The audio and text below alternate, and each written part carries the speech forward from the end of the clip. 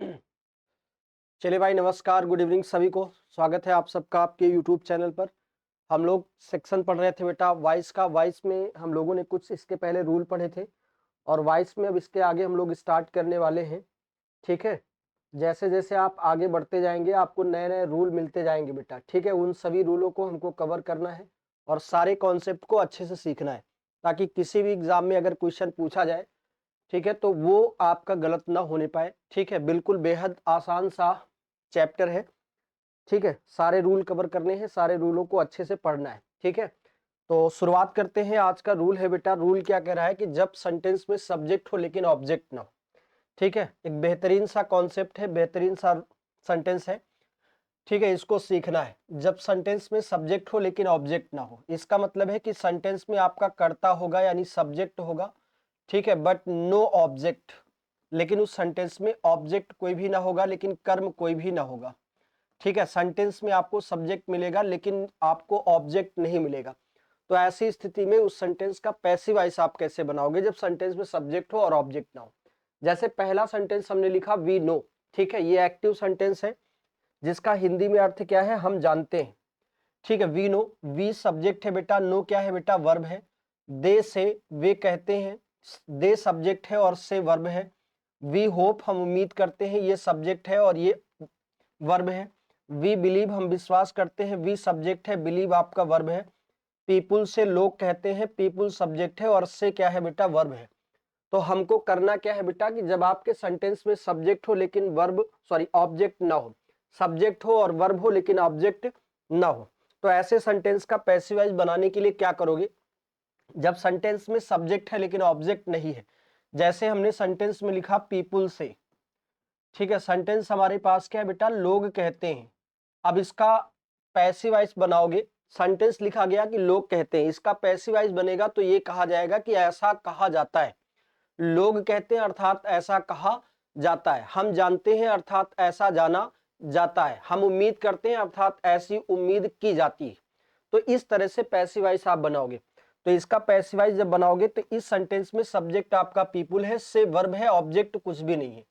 Object नहीं है बेटा तो अपनी तरफ से एक ऑब्जेक्ट मानोगे, क्या बेटा, इट।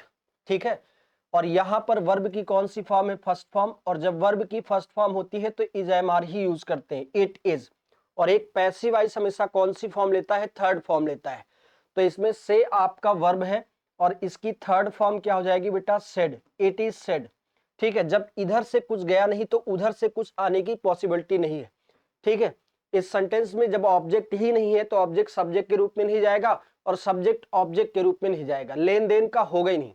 ठीक है, जब आपने कुछ दिया नहीं तो आप पाओगे कहां।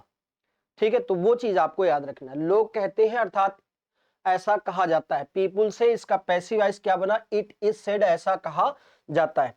अब हमारे पास सेंटेंस जो दिया गया, वी नो, हम जानते हैं अर्थात ऐसा जाना जाता है। ठीक है, इसका पैसिव बनेगा तो क्या बनेगा कि ऐसा जाना जाता है। तो इसमें ऑब्जेक्ट नहीं है तो आप क्या बनाओगे, इट। और यहां पर फर्स्ट फॉर्म है तो क्या हो जाएगी बेटा, इज। नो की थर्ड फॉर्म क्या हो जाएगी बेटा, known, it is known. By us लिखने की कोई जरूरत नहीं है, बाई अस लिखने की कोई आवश्यकता नहीं है, क्योंकि जब आपने ऑब्जेक्ट से इधर कुछ दिया नहीं सब्जेक्ट को तो सब्जेक्ट वाला इधर आने वाला नहीं है। उसी तरह से ये सेंटेंस है, दे से, वे कहते हैं, तो इसका पैसिव वॉइस बन जाएगा बेटा इट इज और से का थर्ड फॉर्म क्या हो जाएगा, सेड। लोग, वे कहते हैं अर्थात ऐसा कहा जाता है। ठीक है, वी होप, तो इसका हो जाएगा इट इज। ठीक है, होप का थर्ड फॉर्म क्या हो जाएगा बेटा, होप्ड। ठीक है, इट इज होप्ड। ठीक है, अगला सेंटेंस हमारे पास है, वी बिलीव, हम विश्वास करते हैं। इसका पैसिव वॉइस बनेगा तो बोलेंगे कि ऐसा विश्वास किया जाता है। तो यहां पर क्या हो जाएगा बेटा, इट इज। और बिलीव का थर्ड फॉर्म क्या हो जाएगा बेटा, बिलीव्ड। ठीक है, इट इज बिलीव्ड। ठीक है, ये सेंटेंस है पीपुल से, लोग कहते हैं, तो इसका पैसिव वॉइस ये बना हुआ है, इट इज सेड। ठीक है, तो जाहिर सी बात है, बात समझ में आई होगी। बिल्कुल आसान सा कॉन्सेप्ट है, इसको अच्छे से समझ लीजिए। ठीक है, ताकि दोबारा कभी पढ़ने की जरूरत ना पड़े, जब एग्जाम में आए तो बढ़िया से आपका क्वेश्चन सही हो जाए। ठीक है, तो जब आपके सेंटेंस में सब्जेक्ट होगा ऑब्जेक्ट नहीं होगा तो आप लेन देन नहीं कर पाएंगे। लेन देन नहीं कर पाएंगे तो एक आपको प्रोनाउन सेलेक्ट कर लेना है, वो कौन सा होगा बेटा, इट।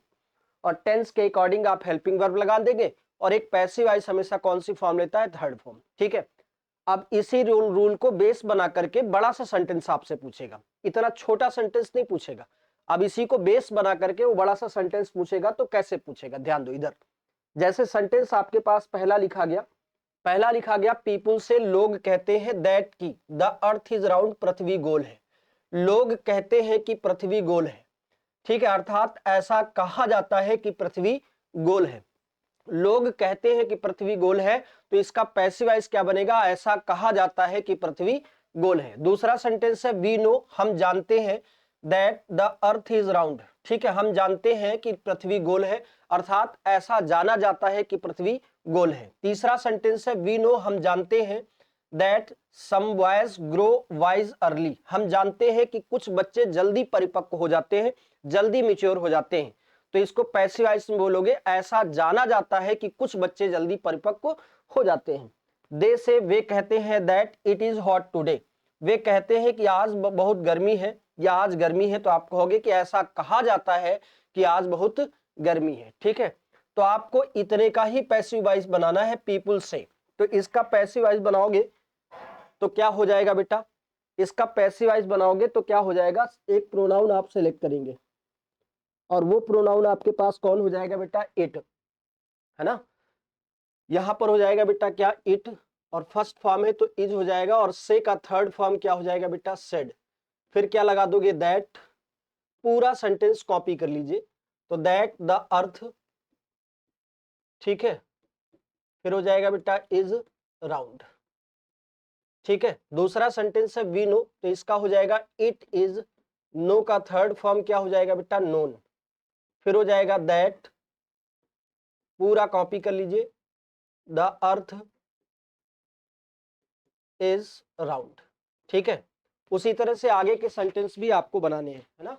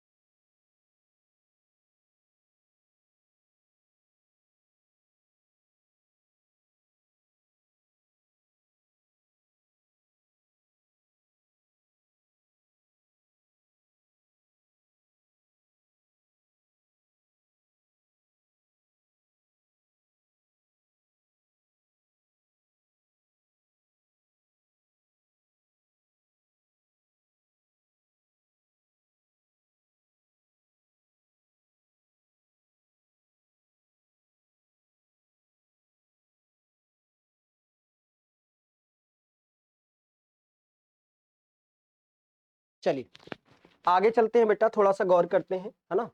थोड़ा सा जरूरी काम पड़ गया था, इस वजह से जाना पड़ गया। We know that some boys grow wise early, हम जानते हैं कि कुछ बच्चे जल्दी परिपक्व हो जाते हैं, अर्थात ऐसा जाना जाता है। तो हो जाएगा बेटा इट इज, और नो का थर्ड फॉर्म बनाओगे तो क्या हो जाएगा, नोन, इट इज नोन। बाकी कॉपी कर लीजिए, दैट सम बॉयज, ठीक है, सम बॉयज ग्रो, ठीक है, वाइज अर्ली, इसको उसी तरह से आपको कॉपी कर लेना है। ठीक है, दे से तो हो जाएगा बेटा इट इज, और से का थर्ड फॉर्म क्या हो जाएगा बेटा, सेड। फिर आगे ये वाला पूरा कॉपी कर लेना है, दैट, ठीक है, इट इज हॉट टुडे। आई बात समझ में। तो इस तरह से आपको चेंज कर लेने हैं। ठीक है, तो बड़ा सेंटेंस करेगा तो आपको करना क्या है कि केवल इतने को कन्वर्ट करना है, सब्जेक्ट और वर्ब को, बाकी आपको उसी तरह से कॉपी कर लेना है, उसमें कोई इशू नहीं है। ठीक है, समझ में आ गई बात? आ गई बात समझ में? चलो आगे चलते हैं बेटा अगले रूल की तरफ। ठीक है, अब सेंटेंस में अगला हमारे पास क्या कह रहा है कि जब कोई सेंटेंस इट इज टाइम से स्टार्ट हो, किससे? It is time. अगर आपका सेंटेंस शुरू होता है बेटा इट इज टाइम से, ठीक है, लास्ट में फुल स्टॉप, या इट वॉज टाइम है, ठीक है, इट वॉज टाइम है, लास्ट में फुल स्टॉप, या इट इज हाई टाइम है, ठीक है, इट इज हाई टाइम है, लास्ट में फुल स्टॉप, या it is exact time, exact time, ठीक है, लास्ट में फुल स्टॉप, या it is right time, it is right time.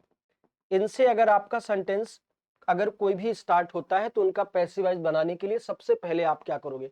बनाने के लिए सेंटेंस को आरंभ से लेकर टाइम शब्द तक लिखना है, यानी शुरुआत करनी है, शुरुआत से टाइम शब्द तक कॉपी करना है। ठीक है, शुरुआत से लेकर के कहां तक बेटा? टाइम शब्द तक। तो यहां पर आपके पास इट इज टाइम लिखा है तो आप कॉपी कर लीजिए इट इज टाइम, ठीक है, इट इज टाइम हो जाएगा।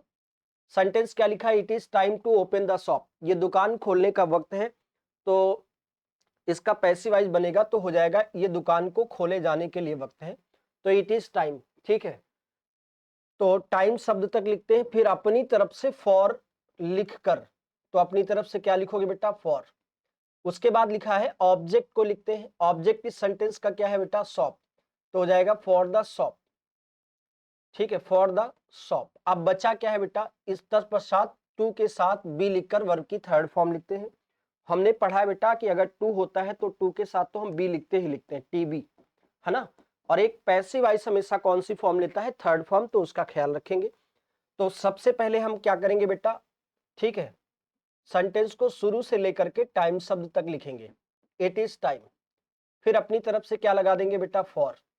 फिर ऑब्जेक्ट को लिखेंगे, ऑब्जेक्ट में क्या है बेटा? द शॉप, तो द शॉप हो जाएगा। फिर अपनी तरफ से यहां पर टू ओपन लिखा है तो टू के साथ क्या लिखोगे बेटा? बी, टीबी हो जाएगा। और ओपन का थर्ड फॉर्म क्या हो जाएगा बेटा? ओपेंड, ठीक है, it is time for the shop to be opened, ये पैसिव वॉइस हो जाएगा बेटा। अगला सेंटेंस है इट इज टाइम, तो इसको जब कन्वर्ट करोगे तो क्या हो जाएगा? इट इज टाइम, या इट इज हाई टाइम जो लिखा है, इट इज हाई टाइम। फिर अपनी तरफ से क्या लगाओगे बेटा? फॉर।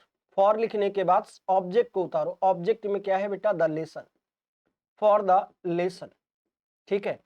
फिर आगे क्या लिखा है? टू प्रिपेयर, तो उस टू के साथ क्या लगाओगे बेटा? बी लगा दोगे। टू के साथ क्या लगाओगे? बी। और एक पैसिव वॉइस कौन सी फॉर्म लेगा बेटा? थर्ड फॉर्म, तो प्रिपेयर का थर्ड फॉर्म हो जाएगा प्रिपेयर्ड, ठीक है, प्रिपेयर का थर्ड फॉर्म क्या हो जाएगा बेटा? प्रिपेयर्ड, ठीक है। इट इज एग्जैक्ट टाइम, तो यहां से इट से लेकर के टाइम शब्द तक लिखिए, इट वॉज एग्जैक्ट टाइम, ठीक है, इट वॉज एग्जैक्ट टाइम। उसके बाद आप क्या लगाओगे बेटा? फॉर। फॉर लिखने के बाद ऑब्जेक्ट में क्या है बेटा? द कार, तो it was exact time for the car, ठीक है। अब यहां क्या बचा है बेटा? ठीक है, टू स्टॉप, तो टू बी लगा दोगे, टू के साथ क्या लगाओगे? बी।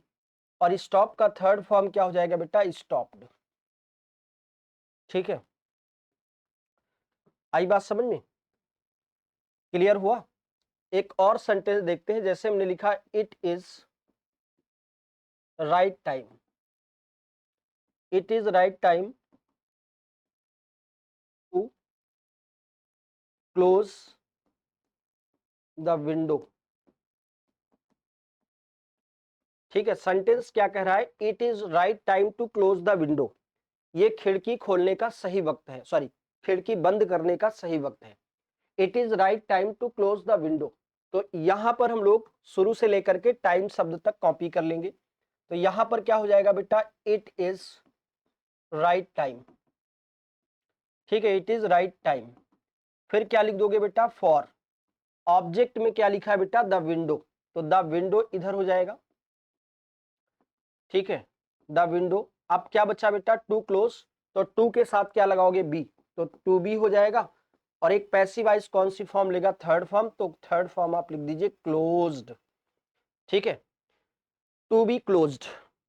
आई बात समझ में? बिल्कुल आसान है, बिल्कुल इसमें बहुत कठिन तो नहीं लग रहा है मुझे, ठीक है, एकदम आसान सा है। एक और देख लेते हैं, जैसे हमने कहा बेटा it is good time, it is good time to take, ठीक है, लीव, छुट्टी लेने का सही वक्त है।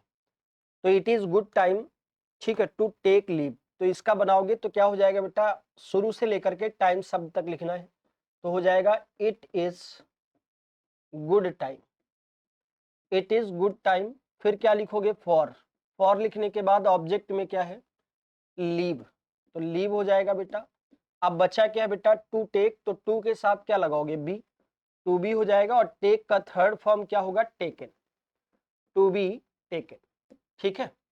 अब समझ में आ गई होगी बात, बिल्कुल सा आसान सा कॉन्सेप्ट है बेटा, है ना, एग्जाम में बहुत पूछता है, एसएससी तो सबसे ज्यादा पूछता है ना, और एयरफोर्स भी बहुत ज्यादा पूछता है बेटा, तो समझ में आ गई होगी बात, ठीक है। चलिए आगे चलते हैं बेटा, अगले अगले रूल की तरफ चलते हैं, ठीक है। अगला रूल और आसान है, ठीक है, थोड़ा सा समझने का प्रयास करिएगा। सेंटेंस में आपके पास कह रहा है, सॉरी, रूल आपका कह रहा है बेटा कि जब सेंटेंस में मेन वर्ब के रूप में, ठीक है, मेन वर्ब का मतलब है सब्जेक्ट के बाद मेन वर्ब आती है ना, हेल्पिंग वर्ब और मेन वर्ब आती है, तो लिखा है कि जब सेंटेंस में मेन वर्ब के रूप में स्मेल लिखा हो, स्मेल का मतलब क्या होता है बेटा, सूंघना या महकना, टेस्ट का मतलब होता है स्वाद लेना, फील का मतलब होता है महसूस करना, लुक का मतलब होता है देखना, अपीयर मतलब प्रतीत होना, ठीक है। मेन वर्ब के रूप में अगर आपके पास कौन कौन लिखा हो बेटा, स्मेल, टेस्ट है, फील है, लुक है और अपीयर है, लिखी हो, तो पैसिव वॉइस बनाने के लिए स्ट्रक्चर क्या बनाओगे बेटा, सबसे पहले आप सब्जेक्ट को लिखोगे, ठीक है, सबसे पहले आप किसको लिखोगे बेटा, सब्जेक्ट, उसके बाद आप क्या लिखोगे बेटा, इजएमआर को लिखोगे, सबसे पहले आप सब्जेक्ट को लिखोगे और सब्जेक्ट के बाद किसको लिखोगे बेटा, इजएमआर को लिखोगे, उसके बाद आप ऑब्जेक्ट लिखोगे, यानी पहले सब्जेक्ट लिखोगे, उसके बाद इजएमआर लिखोगे और उसके बाद क्या लिखोगे बेटा, ऑब्जेक्ट, फिर अपनी तरफ से क्या लगाओगे बेटा, व्हेन, व्हेन का मतलब है बेटा जब, ठीक है। और एक प्रोनाउन लिखना है अकॉर्डिंग टू सब्जेक्ट, प्रोनाउन याद रहे कि प्रोनाउन, ठीक है, सब्जेक्ट के अकॉर्डिंग लिखना है, सब्जेक्ट में जैसे रोहन है तो ही लिखोगे, गीता है तो सी लिखोगे, जैसे इसमें सब्जेक्ट में रोज है, गुलाब है तो गुलाब का मतलब इट होगा, है ना, ठीक है, वाटर है तो इट होगा, बुक है तो इट होगा, गीता है तो सी होगा, है ना, पेन है तो इट होगा, रवि है तो ही होगा, तो जैसा सब्जेक्ट होगा उसके अकॉर्डिंग प्रोनाउन आपको यूज करना है, तो प्रोनाउन हो जाएगा बेटा अकॉर्डिंग टू सब्जेक्ट, फिर आपको इजएमआर लगाना है, ठीक है,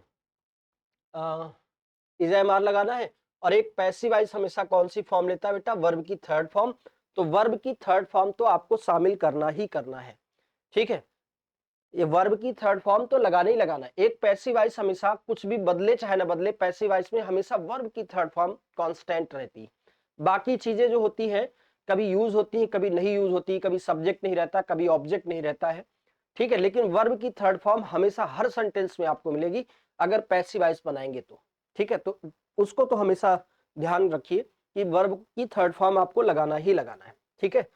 तो यहां पर सेंटेंस को थोड़ा सा भावार्थ में समझते हैं, अर्थ समझते हैं, रोज स्मेल स्वीट, फूल मधुर महकता है, ठीक है, हमने कहा कि फूल मधुर महकता है, कैसे पता चला आपको फूल मधुर महकता है, तो आप ये बोलेंगे कि फूल मधुर महकता है जब उसे सूंघा जाता है, फूल मधुर महकता है ये बात सत्य है, लेकिन फूल मधुर महकता है कब, जब इसे सूंघा जाता है। मिर्ची कड़वी होती है ना, तो मिर्ची कड़वी होती है कैसे आपको पता चला, इसका मतलब है कि मिर्ची कड़वी होती है जब इसे चखा जाता है, ठीक है, शक्ल देख करके कड़वी नहीं बता सकते आप, जब उसको टेस्ट करेंगे स्वाद लेंगे तभी तो आपको पता चलेगा कि कम कड़वी है कि ज्यादा कड़वी है कि नहीं कड़वी है ना, तो मिर्ची कड़वी होती है, इसका पैसिव वॉइस बनाओगे तो बोलोगे कि मिर्ची कड़वी होती है जब इसे चखा जाता है, ठीक है। गीता सुंदर दिखती है, कैसे पता चला, गीता सुंदर दिखती है कैसे पता चला भाई, है ना, जब तक देखेंगे नहीं, क्या नाम से कोई आदमी सुंदर हो जाएगा, नहीं, तो इसका पैसिव वॉइस बनाएंगे तो हम बोलेंगे कि गीता सुंदर दिखती है जब उसे देखा जाता है, ठीक है, यही चीज आपको याद रखना है। तो रोज स्मेल स्वीट, तो सबसे पहले क्या लिखो बेटा, रोज, सबसे पहले आप सब्जेक्ट लिखो और सब्जेक्ट के बाद क्या लिखोगे बेटा, इजएमआर, यहाँ स्मेल्स लिखा है तो इजएमआर ही होगा, रोज इज, उसके बाद ऑब्जेक्ट लिखो, ऑब्जेक्ट में क्या है बेटा, देखो स्वीट है, ठीक है, वर्ब के बाद एडवर्ब है तो इसको हम मान लेते हैं कि ऑब्जेक्ट ही है। ठीक है, रोज इज, यहां पर ऑब्जेक्ट क्या है बेटा, स्वीट, तो स्वीट मान लेते हैं। ठीक है, रोज इज स्वीट, फिर अपनी तरफ से क्या लिखोगे बेटा, वेन, तो वेन हो जाएगा बेटा।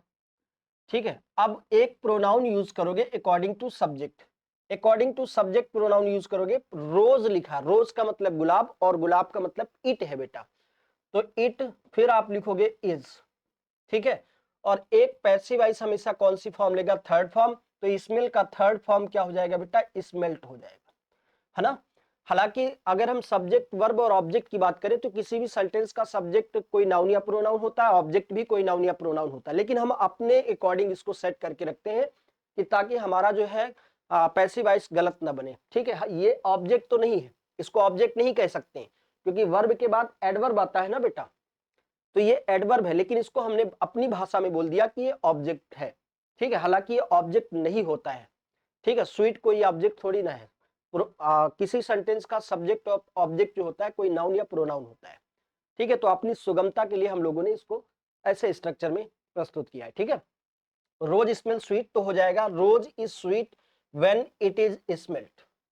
ठीक है, rose is sweet when it is smelt हो जाएगा भाई, SMELT। ठीक है, उसके बाद अगला लिखा गया, दिस सोफा फील्स सॉफ्ट, ये सोफा मुलायम लगता है, तो पैसिव वॉइस बनाओगे तो ये बोलोगे कि ये सोफा मुलायम लगता है जब इसे महसूस किया जाता है, तो यहां पर हो जाएगा बेटा दिस सोफा, सब्जेक्ट लिखो पहले दिस सोफा, उसके बाद क्या हो जाएगा इज, फिर ऑब्जेक्ट में क्या है बेटा सॉफ्ट, तो सॉफ्ट लिख देते हैं, दिस सोफा इज सॉफ्ट, फिर अपनी तरफ से क्या लिखोगे बेटा वेन, और एक प्रोनाउन लिखो, प्रोनाउन में क्या है बेटा दिस सोफा, तो वेन। ठीक है, दिस सोफा का मतलब इट हो जाएगा, इट, फिर इज MR लिखोगे, इट के साथ इज ही आएगा, और एक पैसिव वॉइस थर्ड फॉर्म लेगा, तो फील की थर्ड फॉर्म क्या हो जाएगा बेटा, फेल्ट, इट इज फेल्ट। ठीक है, चिली टेस्टेड बिटर, ठीक है, मिर्ची कड़वी होती है, अर्थात मिर्ची कड़वी होती है जब इसे चखा जाता है, वेन का मतलब ये होता है जब। ठीक है, तो इसको बनाओगे तो हो जाएगा बेटा chilli, CHILLI, chilli is MR लगाओ, फिर लिखो बेटा bitter, BITTER, chilli is bitter, फिर क्या लिखोगे बेटा वेन, फिर क्या लिखोगे इट, और इज हो जाएगा। ठीक है, और टेस्ट का थर्ड फॉर्म क्या हो जाएगा बेटा, टेस्टेड, टेस्ट का थर्ड फॉर्म क्या हो जाएगा बेटा, टेस्टेड। ठीक है, रीता लुक्स ब्यूटीफुल, तो इसका पैसिव वॉइस बनाओगे तो क्या हो जाएगा, रीता, सबसे पहले आप लिखो रीता, फिर क्या लिखो इज, ऑब्जेक्ट में क्या है बेटा ब्यूटीफुल, तो ब्यूटीफुल लिख दो, रीता इज ब्यूटीफुल। ठीक है, फिर क्या लिखोगे बेटा वेन, और सब्जेक्ट में क्या लिखा है बेटा रीता, तो सी हो जाएगा। यहां पर सब्जेक्ट में रीता लिखा है तो रीता को हम लोग क्या लिखेंगे, इट थोड़ी लिख देंगे, रीता को हम सी लिखेंगे ना अकॉर्डिंग टू प्रोनाउन, सी, और फिर हो जाएगा इज, और लुक का थर्ड फॉर्म बनाओगे तो क्या हो जाएगा बेटा, लुक्ड हो जाएगा, लुक का थर्ड फॉर्म क्या हो जाएगा, लुक्ड। ठीक है, अगला सेंटेंस है रोहन लुक्स यंग, रोहन जवान दिखता है, इसका पैसिव वॉइस क्या हो जाएगा, रोहन इज यंग। ठीक है, रोहन इज यंग। ठीक है, रोहन जवान दिखता है, तो क्या बोलोगे, रोहन जवान दिखता है जब उसे देखा जाता है, बगैर देखे कैसे जवान कर दोगे, है ना, नाम से कोई आदमी जवान थोड़ी हो जाएगा कि रोहन बोल दिया तो सब जवान है, नहीं। ठीक है, रोहन नाम के बहुत सारे लोग बूढ़े भी हो सकते हैं, है कि नहीं, बहुत सारे लोग बच्चे भी हो सकते हैं, तो रोहन इज यंग, फिर अपनी तरफ से क्या लिखोगे बेटा वेन, रोहन जवान दिखता है जब उसको देखा जाता है, उसको मतलब किसको, रोहन को, रोहन का मतलब क्या होगा बेटा ही, और इज हो जाएगा, और लुक का थर्ड फॉर्म क्या हो जाएगा बेटा, लुक्ड। ठीक है, लुक का थर्ड फॉर्म क्या हो जाएगा बेटा, लुक्ड हो जाएगा। अगला है लेमन टेस्टेड सोर, नींबू खट्टा होता है तो क्या बोलोगे, लेमन इज सोर, नींबू खट्टा होता है। ठीक है, कब, जब। ठीक है, किसको, लेमन को, यानी इट इज। ठीक है, टेस्ट का थर्ड फॉर्म क्या होगा बेटा, टेस्टेड, टेस्ट का थर्ड फॉर्म क्या होगा बेटा, टेस्टेड, लेमन इज सोर व्हेन इट इज टेस्टेड। ठीक है, समझ में आ गई बात, आया समझ में। तो जब आपके सेंटेंस में कोई वर्ब जो है मेन वर्ब के रूप में स्मेल हो, टेस्ट हो, लुक है, अपीयर है, ठीक है, और फील है, तो ये वर्ब अगर आपको दिखाई पड़ेंगी तो ऐसी स्थिति में, ठीक है, आपको सबसे पहले क्या लिखना है, सब्जेक्ट, फिर इज लगाना है, उसके बाद ऑब्जेक्ट, फिर अपनी तरफ से वेल लिखना है, फिर एक प्रोनाउन को शामिल करना है, अकॉर्डिंग टू सब्जेक्ट। ठीक है, फिर आपको इज एम आर लिखना है। ठीक है, और उसके बाद पैसिव वॉइस हमेशा कौन सी फॉर्म लेता है, थर्ड फॉर्म, तो आपको थर्ड फॉर्म बना देनी। ठीक है, तो अगर वीडियो अच्छी लगी हो बेटा तो प्लीज इसको शेयर भी करते रहिए, लाइक और कमेंट भी करते रहिए। ठीक है, समझ में आई बात? तो इन सारे रूल को कवर करना है बेटा, बहुत अच्छे से पढ़िए। ठीक है, बिल्कुल आसान सी चीजें हैं, स्टेप बाय स्टेप आप एक एक क्लास देखते जाओ, सारे के सारे रूल आपको पढ़ाएंगे, कोई ऐसी चीज नहीं होगी जो आपसे छूटेगी। ठीक है, जब आप पैसिव वॉइस की सीट सॉल्व करोगे तो सारे के सारे क्वेश्चन आप कर पाओगे, ये हमारा प्रयास रहेगा। ठीक है, तो कोशिश रहेगी बेटा कि आप सारे के सारे क्वेश्चन सॉल्व कर पाओ, हर टाइप की चीजें आपको बताई जाएंगी, कोई चीज छोड़ी नहीं जाएगी। ठीक है, बिल्कुल A to Z, शुरुआत से लेकर के अंत तक, यानी अगर हमने कोई चैप्टर पढ़ा तो उसमें हर टाइप पढ़िए। ठीक है, कोई अगर आप टाइप छोड़ देते हैं, मान लेते वही टाइप का पेपर में आ गया, तो ऐसी स्थिति में आपका पढ़ना और ना पढ़ना तो बेकार हो गया ना। तो इसलिए कोई भी चीज आप छोड़िए नहीं। ठीक है, A to Z चीजों को कवर करिए। ठीक है, हर चीज पढ़िए, ताकि कोई भी टाइप का क्वेश्चन आपके एग्जाम में आए तो आपसे छूटे नहीं, वो नंबर दे करके ही जाए। ठीक है, तो ओके, बहुत बहुत शुक्रिया आप सभी का जुड़ने के लिए भाई। ठीक है, आज के सेशन को यहीं तक विराम देते हैं, मिलते हैं अगले दिन। गुड नाइट सभी को भाई, जय हिंद, वंदे मातरम।